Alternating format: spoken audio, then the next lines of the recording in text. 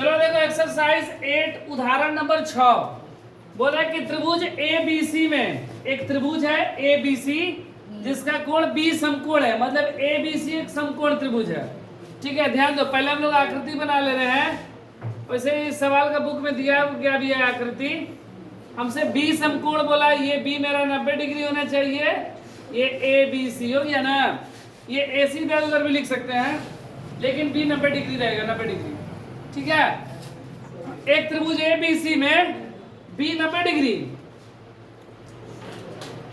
B समकोण बोला है ना, और AB बराबर 5, ये कितना है 5 सेंटीमीटर, और कोण ACB ये त्रिभुज नहीं कोण लिखा गया है, क्या है ACB मतलब बीच वाला ना। ACB बीच वाला ये कितने का है 30 डिग्री का है।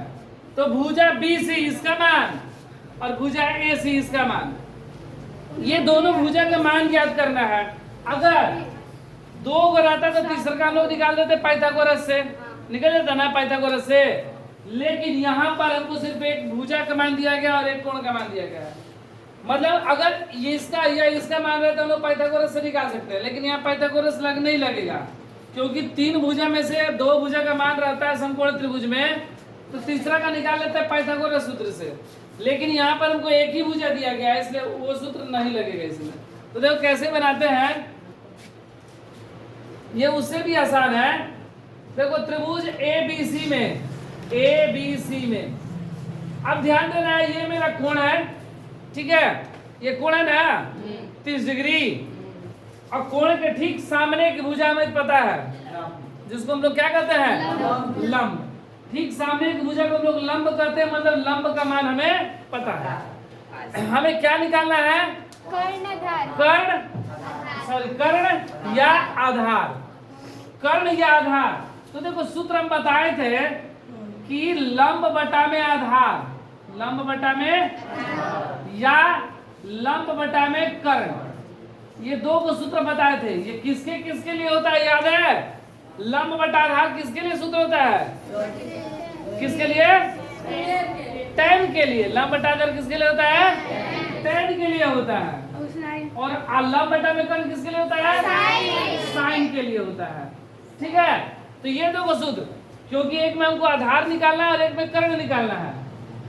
ठीक है, और लंब हमें पता है, तो लंब और आधार के साथ कौन सा संबंध है? या लंब और कर्ण के साथ, क्योंकि लंब दोनों में है ना। एक आधार के साथ संबंध है, एक कर्ण के साथ, तो एक tan के साथ है और एक साइन के साथ। ऐसा नहीं, एक कॉट के साथ भी है, इसको हम लोग कॉट भी लिख सकते हैं और साइन के यहाँ पे कोसेक भी हो सकता है। पलट जाएगा आधार बटा लंब हो जाएगा, पलट जाएगा कर्ण बटा लंब। तो उन चारों में से हम लोग कोई एक ले लेंगे। तो हम लोग ले रहे हैं पहले क्या, साइन 30, साइन 30, साइन वाला इधर ले लेंगे लंब बटा कर्ण के लिए, लंब और कर्ण के लिए। तो साइन 30 लंब बटा में कर्ण, ये नहीं था साइन थीटा बराबर लंब बटा में कर्ण, तो साइन थीटा बराबर लंब बटा में कर्ण होता है ना। तो लंब का मान कितना? 5 AB, और कर्ण AC है ना, लंब बटा में कर्ण। और साइन 30 का मान कितना होता है? 30 का मान, साइन 30 डिग्री का मान क्या होता है? तो चार्ट में देखोगे तो साइन 30 का मान दिया गया है 1/2, तो साइन 30 की जगह पे 1/2 लिख देंगे। AB का मान 5, AC पता है तिरछा गुणा, AC बराबर 5 गुणे 2, तो AC बराबर 10 सेंटीमीटर। आंसर आ गया AC का मान। ठीक है, AC का मान आ गया 10। अब लोग चाहे तो पाइथागोरस से भी निकाल सकते हैं, नहीं तो डायरेक्ट उससे भी।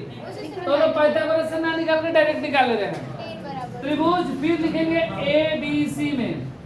अब देखो इसका मान निकल गया, मतलब कर्ण निकल गया, लंब हो गया। अब हमको आधार चाहिए, तो लंब और आधार किसका होता है? tan 45। अब क्या लिखेंगे? tan 45 है 30, tan 30 बराबर लंब बटा में, लंब बटा में, तो लंब मेरा कितना? AB और आधार BC। tan 30 का मान क्या होता है? 1/√3, 1/√3।